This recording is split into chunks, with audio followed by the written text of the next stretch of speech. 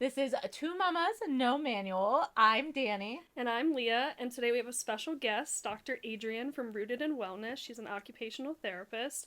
We're so excited to have her on and talk all things occupational therapy. She's got a great space in Wyomissing, Penn Avenue.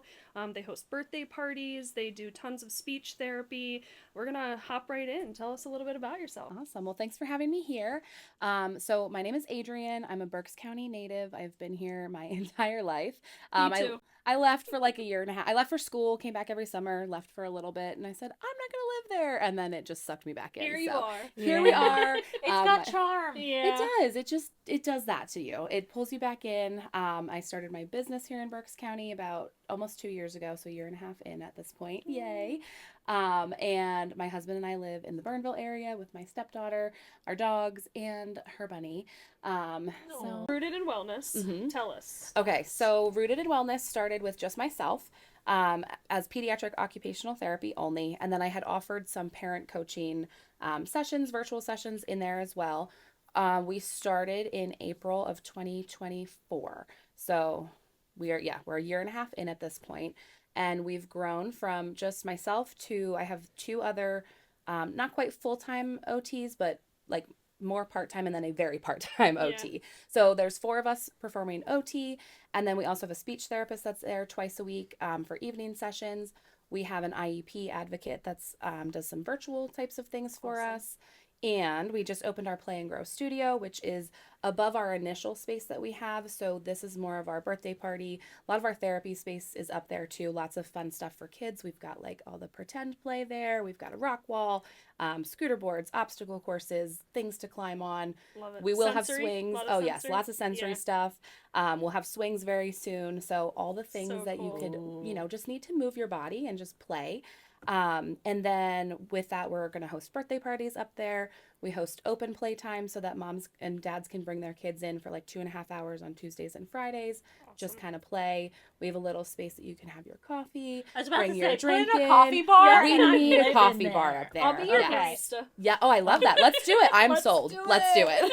it. I love Let's it. do Another it. business venture. Yes. There you go. Just keep it rolling. Yeah, I Yes, am. keep adding I more. should probably do laundry when instead I'm starting another Oh, business. absolutely, because no one has time for laundry. But No. add another thing to the business, You got it. 100%. Yeah. Yes. Hopefully Yes. chaos. That's Yes, what we're all the all about time. here. This is the only way I live. That's so exciting though. So you had grand opening in your new space Mhm. this year. Yes, that was this year because that was our year mark essentially. So Okay. we were in a smaller space. I share a space with Precise Pediatrics, Dr. Courtney West. So I kind of took over her space a little bit in the beginning. She had offered like, hey, I have this space if you want to start in here. It was really just such a blessing because I didn't know where I was going to get any money from. I had a few clients that followed me from my last job. We came in and I was like, yeah, this works. Within a year, we were busting out of the seams there. I So love we that. opened our new space, Wow. which is on Penn Ave, 1235 Penn Ave, Suite 206. And then this July, I was talking with the owners. There was a space above us that was available. And we were kind of like, oh, this could be so good. Like you could open it up, have a bigger space. Our current space had just a lot of small rooms, which is good. Not always the best for therapy, but it worked. Right. It was better than where we were. And I looked at this other one. I was like, man, if we knock that wall down and we put this half wall You over had here. the vision already. The vision was there, and I went home and I called my mom first because I couldn't call my husband about it because he would say no. Absolutely. Like, where are So- we getting the money? Right. I'm like, I don't know how this is You going to need work. to fortify your defense. Yep. first. Yes. Yes. And I'm like, hey, mom, what are you doing? You going to come over and talk numbers with me? Because if I do this, this, and this, and we fill this, and we offer birthday parties, I think we could make it work. Right? It's going to be fine. It's going to be great. She's like, yeah, probably. My husband comes home and he's like, absolutely not. Like, this is not where do you think you're getting the money for this? How's this going to happen? And I was like, no, like I pulled the numbers together. Like, I'm going to pray about it. I'm going to think about it. And like, I just kept getting the overwhelming, like, do it. Like, Yep. this is going to be okay. Just do it, build it, and they will come. Yep. So I signed the lease in July or August. And then we opened the end of October, we opened that space up, which was supposed to be a little earlier, but as all construction projects go, I'm sure. it went later. I wasn't even there when they first opened up for open play because I was on our mission trip at the time. So I have a Oh. really can't great wait to get into staff. that. Oh, me too. I'm so Yeah, excited. mission trip. Yeah. But I have a really great staff that I was like, all right, you guys are on. Like Ready to I'm rock. out. See ya. Yeah. I So it's love been really that. fun. That's so exciting. Yeah. So as far as people like the birthday parties and stuff, Mhm. they don't have to be a patient of Nope. yours to Yeah. book that. They don't have to be a patient. We are working on updating our website currently, so there'll be more information on the website about it. Awesome. But you can just text us, call us. We can get you all of the pricing, all the information, and open play as well. You don't have to be a patient there. We also do some open plays where an OT is there. So if you do have questions about like sensory that's awesome. processing, if you're not sure, like, developmentally, is my child where they should be, but you're not ready to like commit to an evaluation or commit to saying like, hey, I want to do this phone call with you, you can just come in. We can kind of observe your kiddo, and it's just part of that package of that open play. Do you find that you have to like ease parents into diagnosis? Is that like what you would say? Sometimes, yeah. Yeah. So some of our kids come in and they have some sort of diagnosis from their medical doctor already.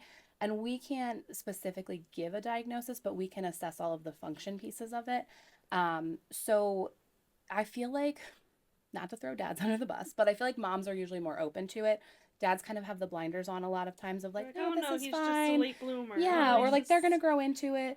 Also, a lot of pediatricians have that in Yeah. their wheelhouse too, which I don't love.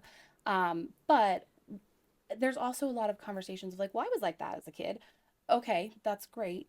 Did that work for you? Did you enjoy that? Or was that Did really you hard get for you? diagnosed with something? Like, Right. did Right. you ever go down Yes. that What path? happened here? And or maybe should we have been Yeah, diagnosed yeah. with Right, something? right. Um, but it's that function piece of if your kid's not functioning well in school, at home, in the community, if you can't transition in and out of the grocery store, something's probably going on that's impacting that. So let's dive into it. That's awesome that Yeah. you're an advocate for that, though. Yeah, Because absolutely. I feel like Aria has really big emotions, Mhm. and she actually started this new thing. She like blinks her eyes like in situations if she's like Yes. nervous or Yep. just like talking a lot, and it's a new thing. And my mom is like really concerned about it. She's like, Yeah. I just think you should talk to somebody about it. Like maybe it's like a nervous condition or something. I do it sometimes, so I'm like, she maybe saw me do it, and then Right. I asked her about it. I was like, where did you see someone do this? Did you Yeah, see like, it like how'd this someone on start? YouTube or like? And she's like, well, no. And then I dug a little more, and she's like, well, a kid in my class does it. And I'm like, Oh. okay. I'm like, so like, are you doing it because of that? And she's like, well, sometimes my eyes get dry, and I'm like, okay, so I'm not worried about it. Right. Like, I mean, I am, but You just I'm kind of keep it not. on the radar. Yes. Like, she's very bright. Mhm. Like, we just had our school conferences. They went amazing. Awesome. She meets expectations everywhere, Yeah. except for finishing her work because she's trying to help everyone else finish their Of work. course. Yep, of course. So, like, things like that, like, sometimes I'm like, well, should I maybe just get her evaluated? And then I'm Yeah. like, but I don't know. Like, she's going to grow out of it. Right. Right. And it can be so hard because especially for kids that are doing really well in school, right? Sometimes we're kind of like flying under the radar of we're holding it all together. We're doing really great here. Maybe at home we're falling apart, or other situations we're kind of falling apart. But sometimes that is a sign that, our nervous system is overly stressed or our sensory system is just having too much. But it also can go with like seasons, because right now, like winter, there's a lot of changes. It's really cold. Yep. The snow changes the way that our eyes are taking information in. There's so many different sensory pieces, emotions during holidays. Like Yeah. there's 1,000,000,000 layers. I think that she's got like focus issues. Like we have to reiterate the same thing Yeah. a million times to get her to get it done. So I think that when she's like overwhelmed because she can't Yeah. focus, that's when it happens That more. makes a lot of sense. So yeah. I'm definitely like paying attention to it. I can Absolutely. see when it's happening more Yeah. than not, but it's not something that like I think that I have to go get evaluated right this second. Right. Like if it persists for, a long time, definitely I would ask about it, but she's got a skin thing in the winter. Yeah. She has really bad eczema. So I think it might be a mix of like the nervousness, yeah. her focus, Yeah. dry eyes. So I'm just like, it's okay. All the pieces. It's okay, right. Mom. And she's still functioning. So Yes. until if it hits that dysfunction point, that's when and as a mom, Yes. I always tell parents too, like, your mom gut Will knows. tell you, If yeah. you go, you go to the pediatrician and they're like, nah, it's fine, don't worry about it. They'll grow into it or they'll grow out of it. But your gut is telling you that that's off, like something's off, then do your research. Find somebody else that can help you out We with are the that. biggest advocates for our kids. 100%. Remember that. 100%. Yes. Yeah. Yeah. And I like that you do the IEPs because those are so tough. Yes. Yes. I can't even get into the No. just the greater drama that I have had with like my friends and family with their children with IEPs. Yes. Yep. Where it's like they get every year they get a new teacher, and you know what? All those transitions and Yeah, yes, 100%. that is so tough. So I think that's really incredible that you get involved with even that Mhm. aspect. Now, Yeah, that's awesome. Yeah. do you get in contact with the schools and like? No. So it's, and we have somebody on staff that does this. So she I don't know a whole lot about IEPs either because I've always worked in the outpatient world, not necessarily in the schools. I don't know all of the laws, but Melissa is our IEP coach. So what she does is she really coaches parents of like, here's your rights, here's what you can say, here's what you can't here's say. how to advocate. Here's An how, IEP yes, doula. advocate. Yes, that's exactly what it is. Yes. And I've been on the other side, the like tiny 20 seconds that I worked in a school because I hated it. Sorry, schools, but hated it. And I don't want somebody to come in that's like the advocate. Sometimes you do need an advocate to be there. Yeah. But if we can educate you as a parent to advocate for your child, advocate for yourself, and you have the background knowledge of what is your legal right? Like, what are your legal rights in this? Right. What can you do? What is your child entitled to? If they're not following it, what are the legal stipulations that come with that? Mm-hmm. I think that's just going to show so much more, even to the school district too, of, oh, wait, these people do know what they're talking about. Mm-hmm. We're not going to pull the wool over their eyes for this. The beginning of the year, she had a lot of issues, talking a lot. She was just not, doing well in class, and I would be getting these messages from her teacher, but they always were negative, I felt. Yeah. And I'm like, I know that she has a bright personality and she's a loud kid, but when in previous years, the teachers like helped her come back and regulate. Right. Like they would be like, okay, like go have, sit in the quiet corner and like regulate yourself. And with today's society, kids need the reminder that like it's okay to have big emotions. It's okay to feel how you feel, but let's regulate it. Yes. Like now's not the time and place for this. Like, let's talk about this at a later time. So I just messaged her teacher and I was like, hey, I just need a little bit more communication because she, when she comes home from school, we do have a routine. We're very strict with it, but we're trying to get her to focus more. It's been like, kind of challenging. So if you could just help me with that. And immediately she was very responsive. Like she was like, I apologize for not getting back to you right away, but she has a class of 24 kids. It's a lot of second kids. Graders. Some of them have IEPs, some of them need a little bit more. And the other half are big emotion kids. So she's, balancing all these things as one person, and it's like, I could never do that. No, like, it is not for me. Like, thank you to the teachers out there that take care of our kids, because... I always say, I thought about being a teacher for, like, a hot second. I am so glad I'm a therapist, though, because as an OT, I see one kid at a time. Yep. It is fantastic. Sometimes we do small groups, but 24 kids in one classroom. Yep. And all these kids, like, they have had so much stress in their life between COVID and shutdowns and all the things that they didn't learn the same things that we learned growing up. And our world is so different. And Well, even teachers navigating now, like, they have to do so weird stuff. Like the math stuff that comes home, I'm like, why do you have to do this? Like, it's 5. That's the answer. And I understand for like logistics and when they take PSSAs, the problem solving, but some stuff is just like, what is this? No. Like completely different from so what I different. learned. And I think I'm anti-standardized tests. Oh, I for sure am. I'm just gonna say it, guys. Screw the PSSAs. Yes. I am anti-standardized tests. Honestly, though, I never did well testing. No. Like, I could retain the information. Like, I did pretty well in school, but when it came to test time, I, like, choked. I just got, like, nervous. I did and great. I was like... I did insanely good. Really good. Did you study? I was a terrible test taker. Yeah, you're one of those. You're one of the... Oh, I hated those. Yeah, me too. But then in middle school... I graduated with a 1.25 GPA. Oh, yikes. Yeah. Oh, no. So, standardized I was tests... 3.2. Ooh, there you Wow. go. You were also a cheerleader. Yeah, I was. Oh, rah. Here she goes. I was. We was one of those. See, PSSAs don't know anything, okay? No. You did poor, and you were a cheerleader, 3.2.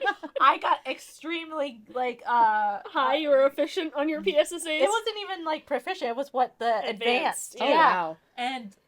No, see, I was always like early. I was always middle of the road. Like, you're doing fine, not above, not below. Yeah. Even in college, I did 5 years for a master's program, and in that program was a lot of testing. I've never been a good test taker. Master's I don't program. do. Well, that's why it you was deserve the doctor title. True, because then I went back. The doctor was great. There were no tests. It was all paper writing. Give me a paper to write. I will bang that out in 4 or 5 hours. Yes. Easy. Test. We had to take a standardized registration test after we graduated. So it's, everything you learn in OT school, and you have to have a certain number on the score to like even be an OT and have your license and your registration. And you go in, you take it at like a big standardized testing place. I came out of there and I was like, well, we had 4 hours to take it. And I took it in 2.5. But if I go back and change anything, like I'm going to change everything then. Yeah. So I'm just sticking with whatever my gut answer was. and I was numb for the whole next week I'm because we sure. didn't find out for a whole week. Yeah. And I got my answers back, or my results, and it was like, I passed barely, but I passed. I was like, thank God, because Yeah. I am not doing that Yeah. again. Yeah, No, it's it was nerve-wracking. terrible. Did you like go through the answers? Like, did you just get your score? I just got the score. Wow. Yeah. So you couldn't even Like, know. what are the, No. Scantron? Yeah, it was like a similar idea, but it was like on the computer. So we had to Okay. go to a testing center in Lancaster. Okay. So I had to drive like an hour to get there by like 7 a.m. Yeah, that's not to nerve-wracking take at all. the test. And then I met a friend from school afterwards because she had lived down there. And I remember we went to Panera. I don't remember a Love thing Panera. about that You though, just because I was so like, well, I crashed failed. out. I don't Yep. know what just happened. Like I was so crashed Yep. out. It was Yep. terrible. Dude, Yeah. Scantrons. Do you remember Oh, if like you yeah. accidentally skipped like a Oh, and it question messed or something, everything up? and then all of a Everything. sudden all of them are marked red? Yes. And Yes. the teacher's like, yeah, you You skipped something there. And, Yeah. yeah. Have to You retake tanked it.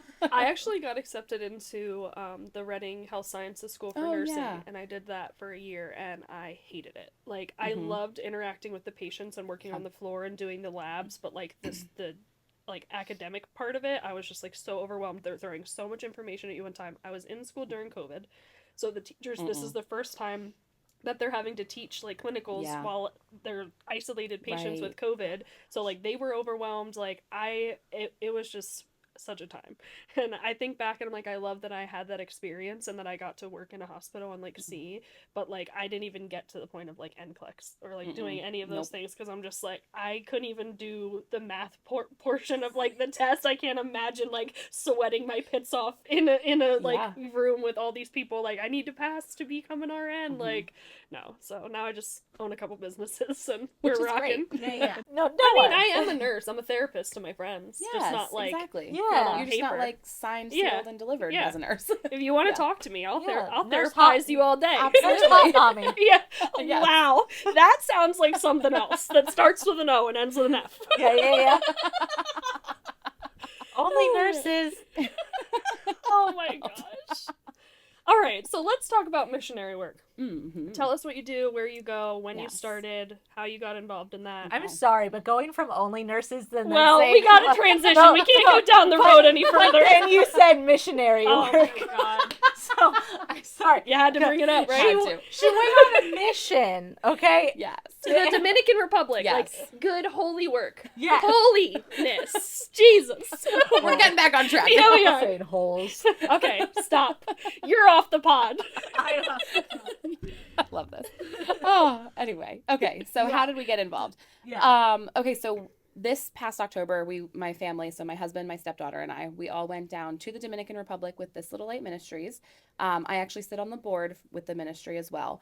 My parents and a group of 5 other families started that ministry 19 years ago. So next year is our 20th year. I So love that. big fundraising year for That's us. awesome. So when I was in 9th grade, really rewinding here, I went on my first mission trip down there, and I've been there too many times to count, honestly.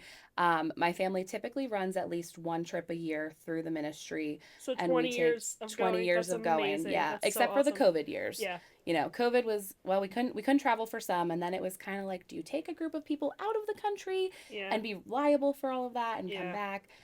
But this year we had 35 people on our trip. That's and so it was a amazing. couple of families. I literally just got it was so I awesome. want to do that. I'll do that with you. Yeah. Yeah. We talk about it all the time. I It's really want to do amazing.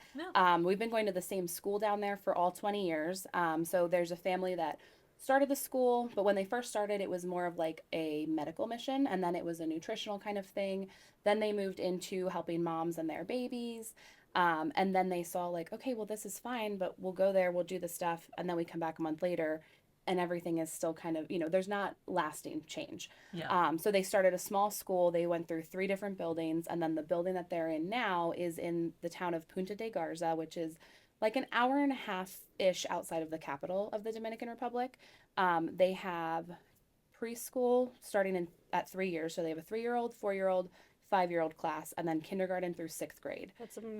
120 students there, and they literally take the poorest of the poor kids and they bring them in because a lot of those kids don't have birth certificates, so they can't go to the public school. Oh, wow.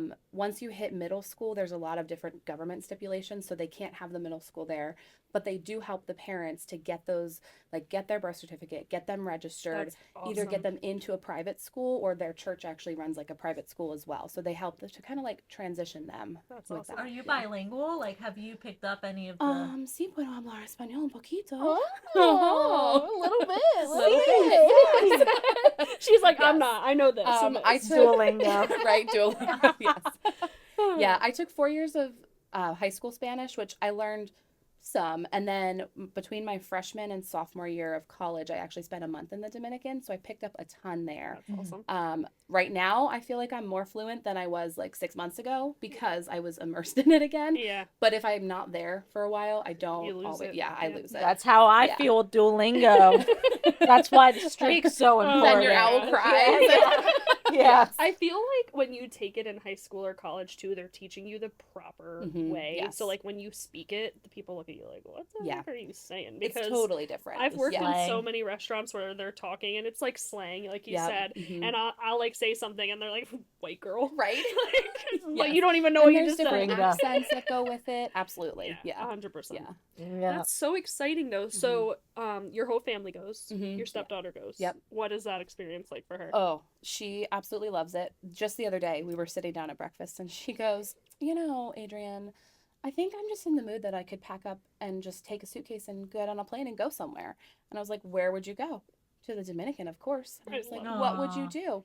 I would just help. I would just I help love them. her. No. Yeah, it was awesome. And I was like, oh, my heart, because that is like half of my heart is in the Yeah. Dominican Republic. Yeah. And so she absolutely loved it. We spend time with the kids down there. So we have like 2 hours of recess that we're literally just playing with them just to show them love. Like Yep. some of them, they don't get that. And They're fun like and- touching and they're touching her hair and they're like, oh, it's so soft. Like, is it fake? You're like, no, but they're braiding it. And you're playing tag. They're playing baseball with the guys. Like, it's just Wholesome. showing them that people love them. Yeah, it's Yep. wholesome. It's fun. And it's just showing love. How And many years has she been going? So this was her second trip. Her 2nd Mhm, trip. yeah. I saw pictures from when Yes, you guys. yeah. How went, old is she? She just turned 12. Okay. Mhm. and she just is so acclimated. Oh Like, my she's gosh, made yes. for it. She truly is. Like, Yeah. she loves it. Absolutely loves it. We also go to like a sugarcane village while we're down there. So the town we stay at is very poor. And then we go out into the poorer areas where a lot of Haitian immigrants come in. And she like will come back and she'll be like, man, like they just don't have anything. Like they have nothing and we have all this stuff and like she said I don't really need that much for Christmas this year. Like we have a lot of stuff and I'm going to donate things to people who don't have it. And I so it's love really that. cool to instill that at a young age Yes, too. very How, much so. like, you said that you go with multiple families. So, Mhm. like, how young do people start bringing their kids? Good question. We've had honestly as young as like an infant. Wow. And I think from like Well, they just infant- kind of... right They're from like there for infant the to like ride. year Yeah. and a half, they can just kind of hang out and Yeah. play. Yeah. I feel like 3 to 6 is like a harder age to be down there. I think we've had as young as like a 7-year-old that has gone down, but she was kind of more mature too. Right. But we do, because we're doing a lot of games, we're doing a lot of crafts with the kids. Like I it feel is like a Ari really would good trip. thrive there. I know, I'm like trying to... 100% Yeah. she would. Yes. Yeah. River. here. Yeah. How long Love do you this. stay? So we typically go for a week at a Okay. time. Okay. But we're growing a lot. Like our ministry is growing a lot. So there's a gentleman from our church. I don't know if you've heard Vince speak at all. He does a lot of like healing and he goes to Africa and somewhere I else. think I was there for Yeah. one time. He So was there, he yes. has also gone to the Dominican Okay. and him and my dad had gone down for like I think it was a week-long trip, but they're going to do another trip that I think is going to be a 10-day one. But it'll be a little different than our typical school and community kind of trip. So Do you stay we're at growing. the school? We do. Yeah, Mhm, yeah, yeah. that's So there's exciting. whole second floor is like dorm style. Okay. So it's like all the young girls sleep in a room together. The moms are all in a room together. There's a couple of like couples rooms, like 2 or 3. The guys are all in a room and then you have your own bathroom. Do you have any plans for going other places for missions? Currently, not necessarily. I've always dreamed of going to Africa on Yes. missions too. Yeah. Yeah. But it's very much like as a believer, I'm kind of like, hey, wherever God wants to send me. Like right now, that's definitely where we're at is like in the Dominican, doing a lot there. I would not be opposed to going other places, but as long as God tells me to go, then I'll go. Yeah. If He tells me to stay, here I am. I was going to do the Yeah. Peace Corps. Oh, and cool. Yeah. got pregnant. Oh, that happens. So God was like, nah, you're actually going to be a mom. Yeah. And not go to all these places and feel it's not your time. Yeah. He's like, you're going to do other service that's going to be existential forever. There you go. And I'm like, okay. All right, here I am. Like paint God's house. Yeah. Yes, we were just talking about that. God's house. Exactly. Yep, I'm painting a church right now. So that's You're doing your thing. It's an important job. Yeah. Somebody has to do it, and it's 100%. important. I would like to see other countries. Well, come to the Dominican with us.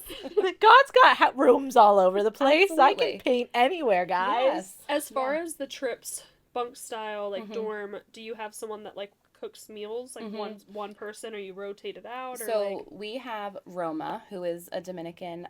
She is the sister-in-law to... You get Dominican Oh, food? and it's so good. It's authentic. She has this teeny tiny kitchen, and it's got one stove and like 3 feet and then a sink. And so she cooks. And she's cooking for all 35 people from sun up to sundown. That's amazing. But it is the best food, and she loves to do it. Like, it gives her a job for the week, gives her something to do. She's probably in her 60s to 70s now, so she's getting up there in age. She's teaching, I forget if it's her granddaughter or her niece. I think it's her granddaughter. So she comes in and helps, and she'll like sit there and peel all the things, and they just, but it's just their servant heart of like, this is what we want to do. No, awesome. I lived on a Hindu ashram, which was a Yoga Shakti mission, and it was a nonprofit. And yeah, there'd be so many like just Indian women coming in to just cook the craziest meals. Yes, yeah. It's like nothing. They're just like, oh, I could just whip up this five course meal just out of like air, like just flour, air, and like thought, and it's just like it's beautiful and delicious. Cinderella in the kitchen. Meanwhile, I like can barely microwave something. Like I'm like, okay, well I have things all over the entire kitchen now, which is way bigger than a stove and a sink. Yeah. Like how do they do that? That's awesome. Yeah, that's really cool. So do you have a favorite year? Like, can you recall, or you just love They're it all my favorite. Yeah. They're all my, because every trip has something different. Like this year, we had the first time that we had opened up a chapel for a community service night. And so the kids actually brought their parents back to the school. Oh, that's and awesome. we got to like worship together and sing, and we had prayer together, and like we prayed over them. They prayed over our team. I love that. It was so amazing. But there's also been years, like many years ago, we went down and there was, like a tropical storm happening. So the kids were not coming to school because when it's raining, it's cold for them, and they walk to school. So the dirt roads are flooded. They're not coming. We had lost power. We thought it was just because of the storm, but it ended up that someone had stolen the copper wiring that like delivers the stuff when the power was out.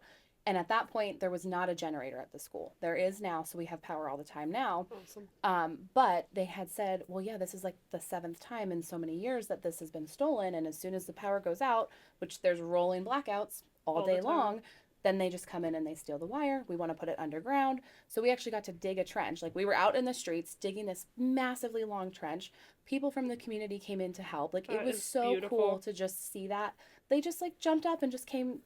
You know, they're literally in the trenches with us, just digging it and making sure that the school has the power that they need. And yeah, it was so cool. But every year has an awesome story, and I can't pinpoint one. They're all great. Do you get to, like, the same children are there? Like, you get to watch these children grow? Sometimes, yes. So we actually have a couple of guys who have graduated from the school, have moved on through high school, and are now in college. And it's really cool because now that we've been going for 20 years to the same place, they come back. And like one time we had one of them come back and he was a translator for us. He speaks English now. I love that. Another one will pop back over and he'll just come hang out with us. And, you know, he's in school to be a psychologist now. He's also a rapper. He's like a Dominican Christian rapper. He's got his own YouTube and it was so cool. So he'll share with us, and it's really cool to see, you know, if you go to just one place and then you move on, you don't get to see the impact always. The growth, And for a long time we didn't, but now it's like, oh my gosh, like they're coming back and they're like, yes, this school really impacted my life. And like, you don't come back to visit mission trips or teams if you weren't impacted. Exactly. That's right. Yeah, it's really cool. That's awesome. So tell us about motherhood. Like, you're managing businesses, you're doing missionary work, you go to church all the time. You're such a busy lady, and you are a mom. So let's hear how you do it all. Well, not well. I try really hard. How do you do it? That's why we started this podcast.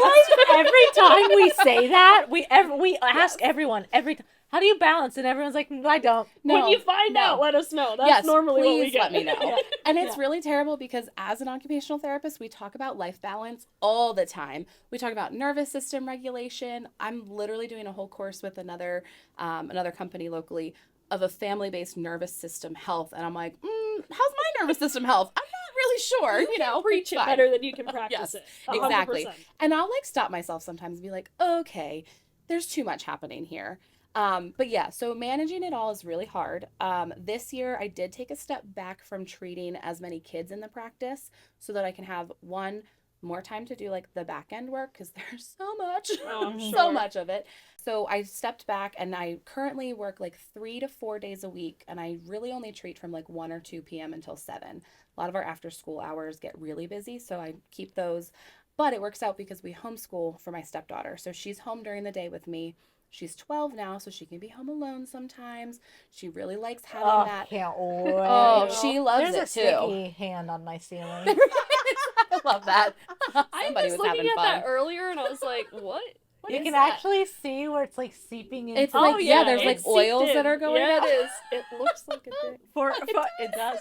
For our listeners, we all just looked up and noticed that there's a sticky hand half hanging down from my studio ceiling. It's Mom life. This is why you should have birthday parties at your business. Yes, we'll deal with the sticky hands. hands. At home. Yes. I love that. So homeschool, like, how has she done homeschool her whole, like, was she ever in public school? So she was in public school until 5th grade. So there's like a long kind of backstory to this, but I'll try to keep it as short as possible. So Carly's my stepdaughter. When she was between 3rd grade into 4th grade, her mom took her own life. So it was a very big change. She was living full-time with her mom. They had been in 3 different school districts at the time. So she was, kind of all over. She was only at one school for more than a year for like, I think once in her whole life. We had been fighting for custody because we knew there was a lot of mental health. There was a lot of substance abuse stuff going on. The judge that we had... Was it 50-50 or it was no, it was...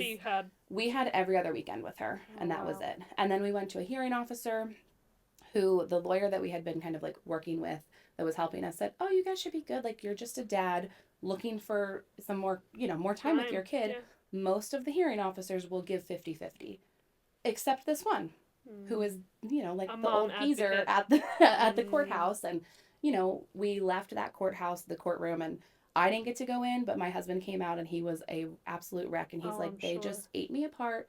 And he literally said to my husband, why would I take a child out of a safe and stable environment with their mother just to have more time with you, essentially? So we left and we were like, all right, well, we did end up getting 2 evenings a week. So like Tuesday, Thursdays from like 3 to 7. We're like, all right, well, at least we know she'll have dinner those nights. Mm-hmm. There's time in between where she's not always at the same house. We didn't want to take her away from her mom. That was never the goal, but we just could see, I mean, she lost weight the one summer. Like, there wasn't food in the house. She'd come home. We don't have electric. Oh, I ate a bag of chips all day. And mental health is a crazy thing. It's a crazy If she wasn't taking care of herself, there was no mindset of, I have a human being to take care of. No, exactly. And, Carly at that time was 6, 7, 8 years old, so she didn't know. Mm-hmm. She didn't know what you don't know what you don't know. Which you shouldn't know. And you shouldn't know at that age at all. So then when her mom had passed, it was a very quick shift from, okay, this is where I'm living, to now we had to navigate also like going into full-time parenting, which we wanted, but it was, one day, hey, you have to come pick up Carly. And that was it. Like, here we are for the rest of your life. Like, this is what you're doing. So we took some time off of work, figured out like the immediate logistics. We sent her to public school for 4th grade and 5th grade. 4th grade was hard. Grief is a really hard thing. And at 9 years old to lose your mom is absolutely terrible. In that way too. That way. And thank God she didn't, at that time, did not know. She didn't see anything. She wasn't there when it happened. So there were like lots of little blessings within that. Little traumas avoided. Absolutely. Because it could have been catastrophic, so much worse. So, absolutely. And at that point in time, she didn't know that that her mom had taken her own life either. We kind of left it as like, she passed overnight, happened in the morning. We just didn't feel like she was ready for that conversation. And then 4th grade, she did pretty well in public school, considering she had always had a really hard time. She was always very aggressive. Like, she was the kid that was having meltdowns, and, she's throwing her chairs against the wall. They're calling mom at that time, like, hey, we're evacuating the classroom. You need to come pick her up. And hindsight now, like Carly has actually been able to come through and talk about things and say like, well, I don't think I felt safe at home, and like nobody talked to me and nobody did this, and this is why it was I happening. was looking for the attention. Exactly. Yes. Yeah, no one was teaching Yeah. her how And to nobody's regulate. teaching her. No. And It's as like an kids OT, don't know. Not at all. You They have don't to know. teach them. 100%. Advocates. Advocate for your kid and teach them. You have to teach them. They don't know what they don't know. And then it would be hard for me as an OT, especially like having my own business. I'm like, this is what I teach people all the time. And her mom would come to me for some advice sometimes, but it was always very much like, one day I'm your bestie, one day I hate you. So, you know, we take it with a grain of salt and you just kind of keep moving on with it. Be there when you can be. Exactly. So 4th grade, you know, she did pretty good considering. 5th grade started, and we just had some issues with like the friends that she was hanging out with. We were getting phone calls that would, you know, the guidance counselor called us and said, hey, you have to come pick Carly up because she's suicidal. And we're like, what? What do you mean she's suicidal? So, you know, we'd pick her up, and okay, well, she said that I wish I was dead. So in Carly's very black and white mindset, she would come to it later and say like, well, I really missed my mom. And then she's saying, I wish I was dead. Well, of course, like you're 10 years old. It was near her birthday. You're celebrating your birthday without your mom. Like there's so many layers to it. And that just kind of like happened a few times. There were some other comments from guidance counselors that we just weren't very happy with. And well, they don't understand either. They don't get it. No. Yeah. And they don't try to either. Some do. Exactly. The good ones do. The good ones do. But some the just, other ones, you know, they're like, oh, she's just a problem child. Yep. And or we're just going to sweep it send under the her. rug. Yep. Yeah. And I had the principal tell us, like the one time I went to pick her up, oh, you have to put her on a higher dose of ADHD medication, which we were working with a natural-minded pediatrician to get her off of medications, and she was doing so well. And then again, as grief is a roller coaster, we'd have really good times and then we would tank. So then we'd pivot and figure out, what are we dealing with here? What are we grieving? That's such a big thing to navigate as parents. Yes. Like, Yeah. you know, especially you absolutely. being a first-time mom Yes, too, like right. having all these things. All these things, yeah. Like, yeah. So, and I remember leaving being like, how dare she tell me? You're not a medical professional. Like, I'm more of a medical professional than you are. And to say that is just that it was unprofessional. very ballsy. Oh my gosh. I had a very nice long letter written to that school district when we did pull. Yeah, I'm sure. Yeah, I was like gonna ask earlier, like, did you write to the courts also about like I would have. So I had I have a really mean letter that I didn't actually send, but I would like to edit it and actually send it to them at some point and be like, listen, you need to really know what you're talking about and maybe like investigate a little bit more. Yeah. Because care it about was the kids. 6 months prior to her mom passing is when we had that. And it was like, okay, well, clearly she's not in a very stable environment. Yep. What are you doing about it? That is one thing that I try to instill in Aria. Like, she's, you know, had little altercations with kids, so like in school so far. And being in 2nd grade, you know, like I'm sure that I had altercations too, but I don't remember. But when she comes home, I'm just like, how is this happening? Like already, like in 2nd grade. But then I think, you know, people don't have what Aria has. No. Like, she comes home to a loving family that sits down and talks to her about her feelings and how is your day. And other kids go home and they don't have a meal to eat. They don't, their parents aren't around. So I mean, I don't, you know, go deep into it, but I'm just like, you're very blessed with what you have. I was like, and other kids don't receive the love that you receive. I was like, so they act out. Absolutely. And this is why they're treating you this way. So all you need to do is give them the love that they're not getting at home. And she totally gets it. That's and awesome. she is She's such a loving kid. She Yes. is. She is. I But love it took time to get there. Absolutely. Like so Wayne's a stepdad. So her biological dad, he suffered from mental illness and went through some stuff. So he wasn't in the picture for a lot of the time, and then he would come back into the picture, and that would really mess her up because he would be in the picture. He actually lived with us for a little bit, which was great. She loved it, but then, you know, he had a downfall and he moved out, and she was a mess. She was a nightmare.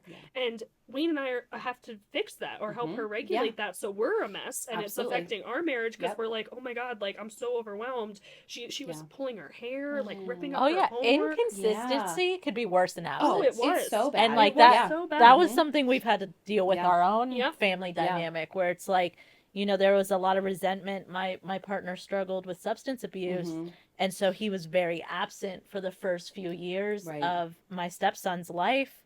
And, you know, we get that thrown back at us quite often. And it's just like, sometimes absence is better than dysfunctional, inconsistent presence. Yes.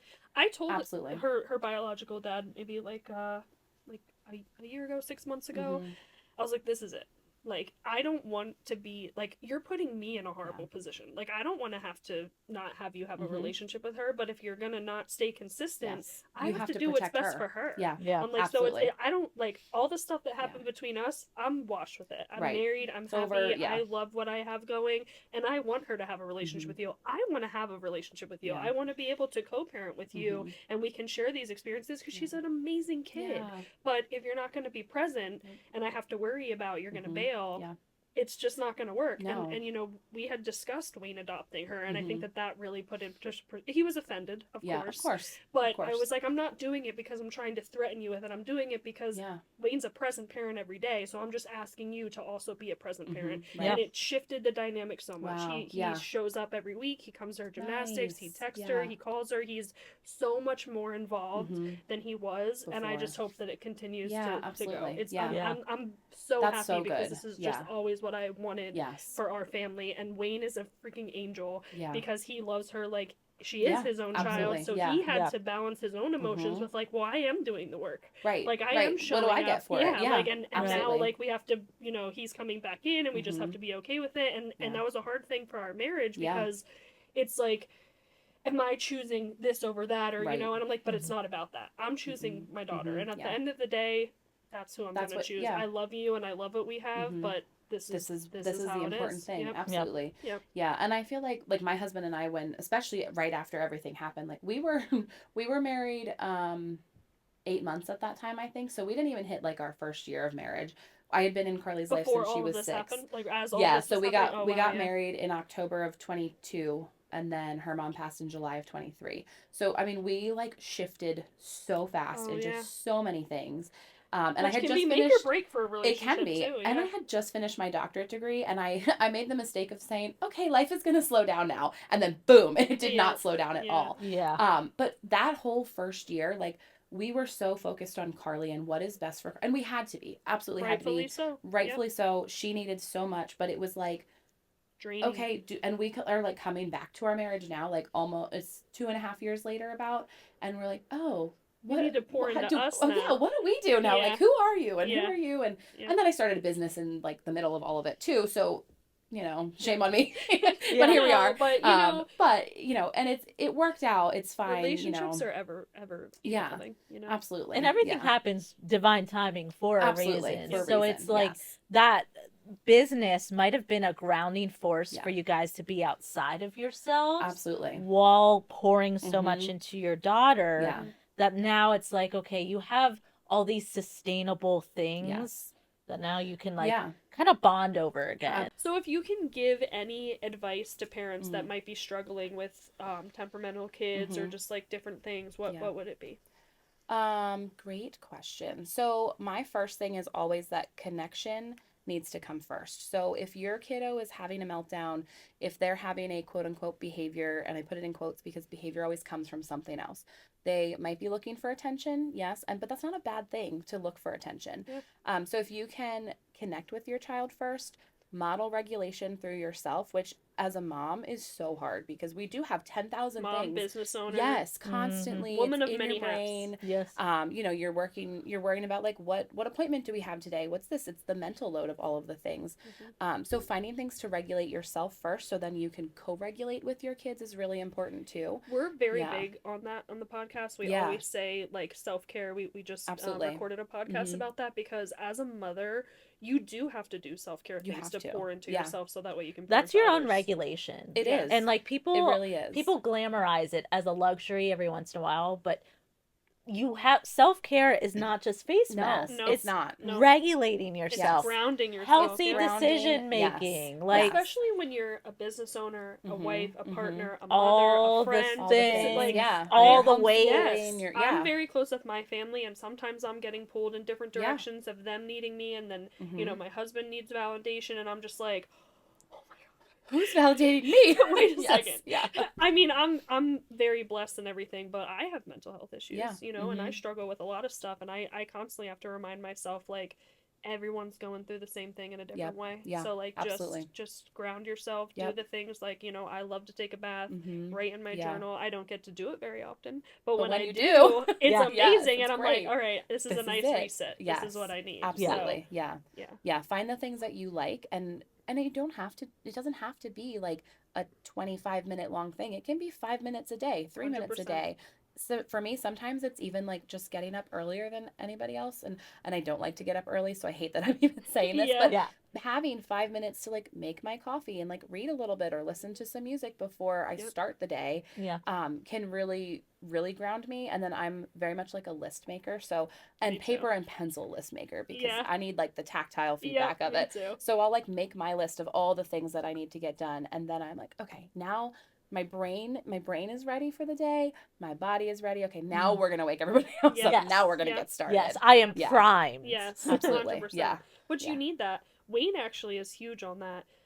He was in the military, so he has a lot of health issues. His body, especially in the cold, like he is ready to move to Florida today. I'm like sure. he is just not with it with the cold. Poor So Wayne. it takes him a while to wake up and regulate, because he has to, you know, take his medication and drink his coffee and like get himself ready mindfully to like function, and because he has to absolutely. fight the demons of like, my body is not functioning the way that I want to. I have to do all these things. I have to go to work. I'm a dog dad. I'm a dad. Like I, you know, he is the jack of all trades, so he is doing so much too.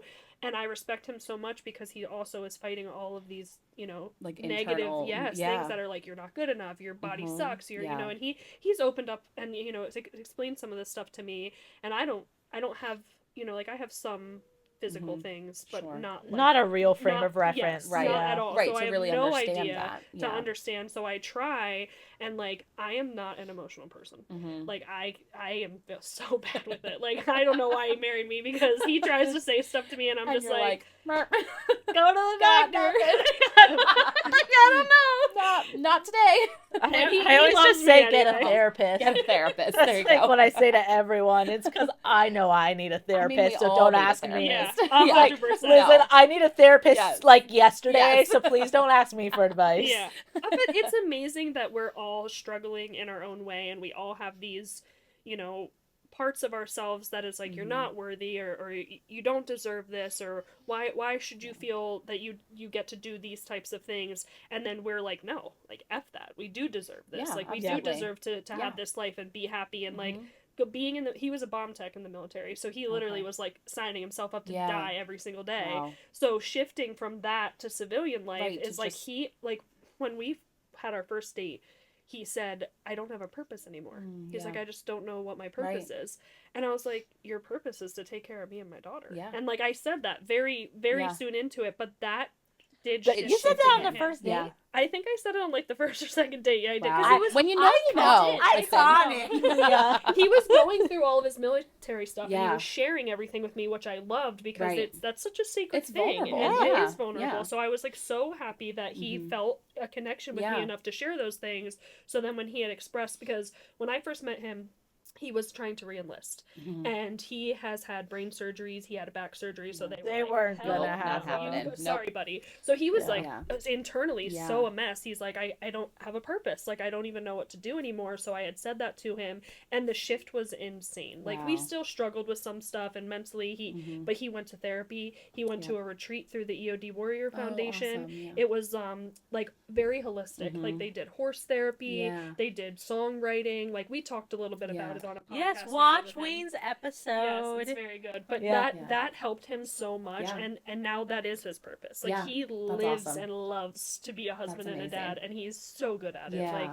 so pouring into your partner and understanding that there are some times that it's going to be 80-20 is huge. And I am so huge on that, because everyone's like 50-50, like they have to do this, they have to do that, or some people's mindset that's that way. Like, no, there's been times that he has picked me up from low and I couldn't have done it without him. So and I think that's so important, and that's huge when we're looking at our kids too, then, right? Because 100%. they're seeing what's happening, and if someone's not picking up, like somebody else has to pick up that other side, and you just have to know it's kind of like a seesaw. Like some days you're up and some days you're down, but there has to be a little bit of a balance, because our kids, whether they know what's happening or not, they feel it, and they know way more, and they're picking up way more than you think they are. What's funny is I was like so gung-ho about Wayne in the beginning. I was Yeah. like, I'm gonna marry this guy. You Like knew. he is. I Yeah. knew.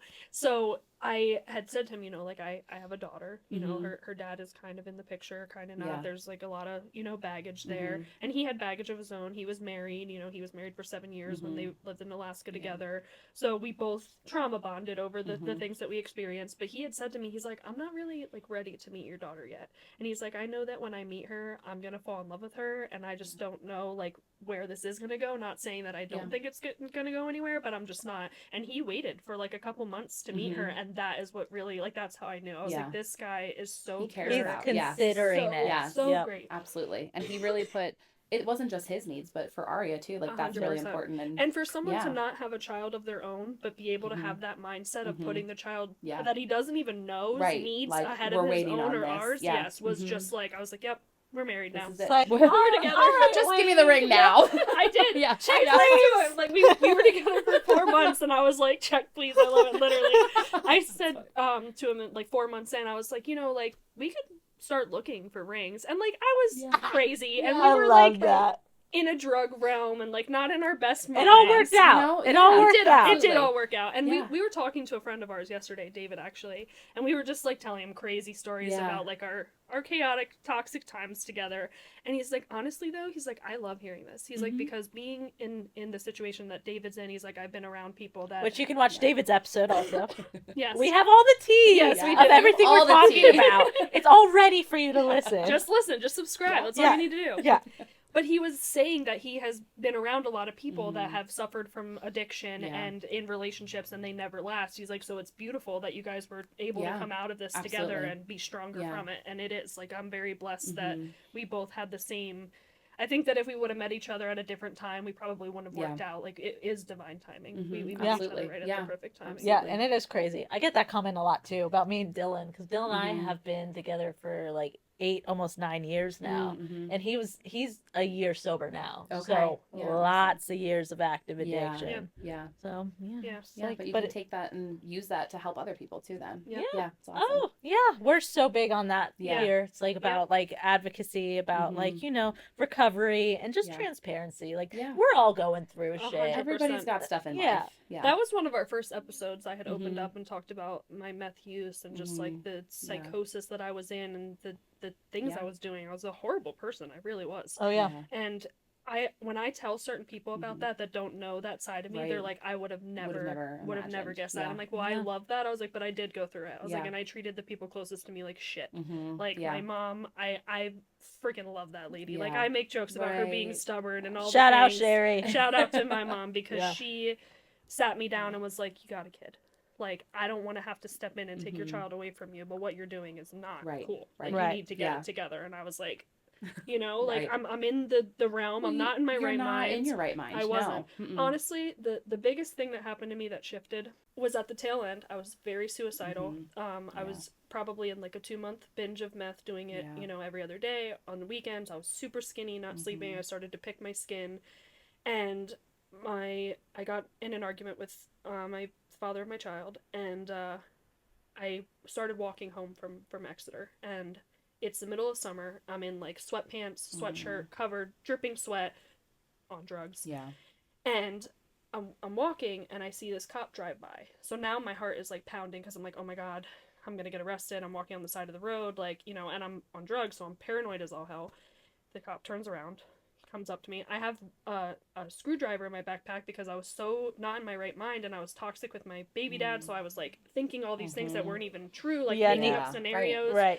I had drugs in my backpack, so I'm like, I am going to jail right now. Like, I am so effed. So he comes over to me, and he's like, everything okay? And that night I had attempted, and I had took a scissors to my leg, and I had shredded my leg to all hell. So I was like dried blood around my legs. Like, I looked horrible, a mess. And he's like, you know, is everything all right here? And I was a bitch because I was on drugs. I did not want to be talking to him. Right. I was like not ready, so I was very quiet. I didn't say much, and he was just trying to help me, but I didn't know. You never know when you come into encounters with some police. So he's just asking me like common questions, and he's like, where are you coming from? Where are you headed? All these things. He's like, well, I am headed in this direction. He's like, it is a little bit out of my jurisdiction, but I can give you a ride. So now I'm like, fuck. Now I'm really done. Like, if I get in this car, like, I'm done. But I was sweating. I was so thirsty. I had no transportation. So I just did. I was like, you know what? This is the universe telling me that if this is what's supposed to happen and this is my rock bottom, then this is what's supposed to happen. So he asked me, he's like, do you have anything that I should know about? And I told him, I was like, there is this in my backpack. There's this in my backpack. He's like, all right. He's like, why don't you just put your backpack in the trunk? He let me put my backpack in the trunk. I got in. He didn't, like, cuff me or arrest me or anything. He just let me get in. He handed me a bottle of water. He handed me a mint. He started asking me. He pulled up my driver's license. A little... A mint is a little... I think he just wanted me to get something in me because I probably looked like I was dying. You probably looked like you were about to just go down. Yeah. So what a nice cop. He's like, here's a mint, here's a water. I wish that I could remember his name because I would write him a letter and tell him just like, how you much... changed my life. Yeah. He did, because he looked at my license and he saw, you know, how old I was, and he asked if I had any kids, and I immediately just started bawling. And he was like, you know, can I call anybody to let them know where you are? And I was like, no. Like, I'm good. Like, you can just drop me off where I want to go. Yeah. So he's like, can I just say something to you? He's like, can you imagine your daughter in this situation? He's like, you're here right now with me. You know, you're pretty beat up. You know, you don't look like yourself. Like, I had long hair on my driver's license. I had shaved my head off at this point. My hair off. I did shave my head off pretty much. I was in a bad way. I didn't even blink with it. Yeah. So he's like, so I don't think that you're yourself right now. He's like, so I think that you should just call somebody that cares about you and let them know what's going on. He's like, and I think that you need to turn some things around to be better for your daughter. And that, I literally got sober after that. Yep. That's I was amazing. Like, holy shit, he could have arrested me. I had drugs on me. He didn't search my bag. He didn't do any of those things. He knew that I was hurting, and he helped me. Yeah. He saw you. He saw you. He Yeah. saw you as a child that didn't regulate. And, like, that's the important of this advocacy. Yes, absolutely. Where it's like, we need to have people know, whether they're occupational therapists, cops, or you know, just like, you know, parents, like if we see a kid hurting in the, like, you know, in the playground or whatever, like I've taken in neighborhood kids and like had them come and like stay at my house for a few when they need it. It's like, you need to keep your eyes peeled, your heart open, so that you can advocate for the people in need. 100%. All across the board, kids, adults, whoever. So that's incredible that you do that. Thank you so much for coming on. I'm so glad that we got to know a little bit more about you and share your business. Definitely follow Rooted in Wellness. Book your birthday parties with her. It will be a blast. Your kids will love it, and they will love you even more for doing it. Yes. So thank you guys for watching. Thank you, Adrian. You guys. Thank you. We appreciate. Do you have any pages you want people to find you at? Website? So you can find us on Rooted Wellness OT on Instagram, Rooted in Wellness on Facebook land, you know. We do have a website that's updating right now, so it's rootedwellnessot.com. And if you want to follow along with our missions work, it's This Little Light Ministries, also on Instagram, Facebook, and that is also being updated for our website. Yes. Awesome. And we are two mamas, no manual. If you've made it this far, you... If you've made it... You know that we're chaotic. Yes. If you've made it this far, you owe us a like. You owe us a subscribe. 100%. A 5-star if you're share, listening. maybe. You do anything. Yeah, it's anything. free. And if you haven't watched... It is free. Just help us out. And if you haven't watched our other episodes that we have mentioned through this, get the tea, okay? We go deep. Yes. We go unfiltered. We talk about it all. Yeah, we do. So, and if you have any suggestions on what you would like us to talk about, or you want to come on the podcast, you can email us. Our email's all over our platforms, Facebook, Instagram. We would love to chat with you, get a little bit... Get a little bit. Get to know you a little bit. Yeah, spill the tea. Spill the tea. We will talk about it. All right. Thanks for watching, guys. Thank you. Bye.